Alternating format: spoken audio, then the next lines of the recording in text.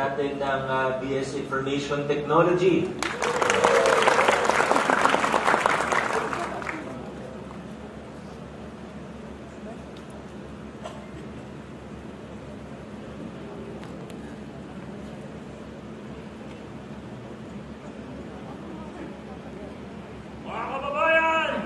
Yes!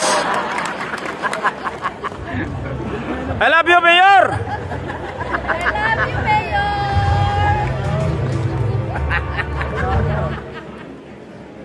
Wala na.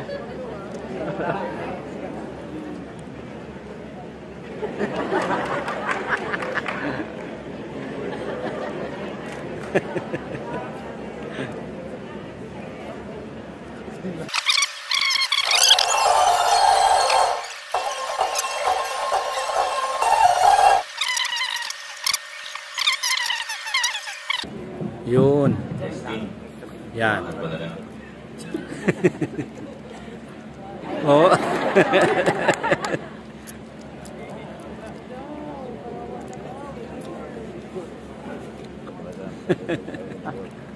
Share muna kami, Mayor, ha?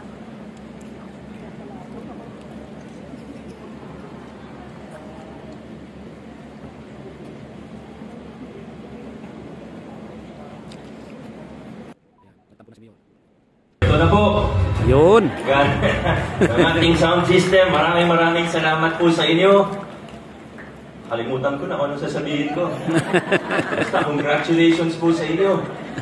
Kung gusto nyo malaman kung ano yung mensahe ko sa inyo, meron naman kayong mga kopya ng program. Basahin nyo na lang po. Sa pagkapunang pahina po yun. Huwag kayong mag-alala. Kami po talaga nagsulat doon at hindi po ChatGPT. Ano? Pinroofread ko ng maayos yung message ko doon sa program. Siniguro ko na walang nakasulat sa dulo na you may modify your message. Alam nyo, kayo po bilang mga Comsci IT students, siguro naman hindi ako magkakamali sa aking assumption na kayo po ay kasama dun sa pinaka-updated pagdating sa mga development, sa teknolohiya, sa mga computer, sa artificial intelligence. At kung kayo po ay tunay na updated, alam niyo po na yung mga nakikita natin sa ChatGPT, Gemini, mga kung ano-anong app na mada-download sa Play Store, sa Apple Store, yung mga pinagkikis yung mga picture. Alam niyo, alos wala pa yan. Kumbaga sa tip of the iceberg pa lang yan. Diyan sa makikita natin sa susunod na mga taon, kundi baka sa susunod na mga buwan lamang makikita natin. Ngayon pa lang, araw-araw may bagong development, may bagong capability, may bagong teknolohiya, may bagong nangyari, may bagong kaganapan. Yung mga nakikita natin ngayon, talagang makikita natin sa inaharap, near future, talagang magbabago ang mga buhay ng bawat isa sa atin. Magbabago ang mundo. Yung nakikita natin ngayon, wala pa yan, umpisa pa lang yan. Hindi pa natin nga masyado na pag-uusapan yung AGI. Hindi pa natin masyado na pag-uusapan yung quantum computing. Pagdating sa quantum, pagka pag-uusapan na yung quantum supremacy, wala, magbabago talaga ang buhay natin sa ayaw at sa gusto natin. Kayo po, bilang Comsci, bilang IT graduates, napaka-importante na bukod sa maging updated tayo, ay patuloy tayong matuto kung paano tayo mag-adapt sa buhay. Na paano tayo, pag may bagong dumating, may bagong hamon, bagong teknolohiya, bagong problema, bagong oportunidad, dapat tayo yung mauuna.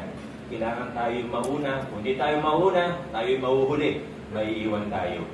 At marami akong gustong sabihin, sa totoo lang, pero hindi naman ako yung commencement speaker ngayon. At mahaba na rin yung oras na nakuha ng sound system natin. Pero yun lang po talaga ito. Maganda yung mensahe sa atin ng ating Vice Mayor. Hindi ko na napati lahat dahil nagkagulo-gulo na po tayo.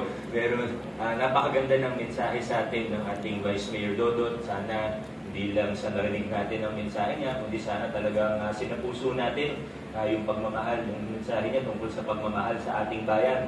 Sino pa bang magmamahal sa Pilipinas kundi tayong mga Pilipino?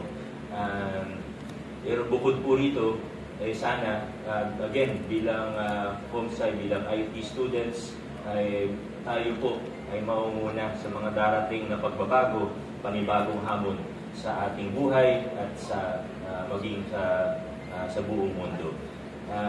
Bago po lahat, nais ko rin pasalamatan ang mga tumulong sa atin para makarating tayo dito.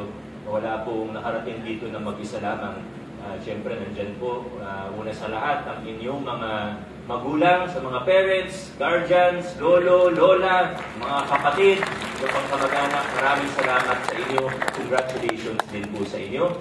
Sa mga guro, mga faculty, non-teaching staff, sa ating school officials, sa pangunan ni Pres Maningas, sa ating mga dean, again, to our faculty and staff, at sa lahat po, kasama syempre ang ating Board of Regents, kasama ang ating lokal na pamahalaan, ang ating City Council, at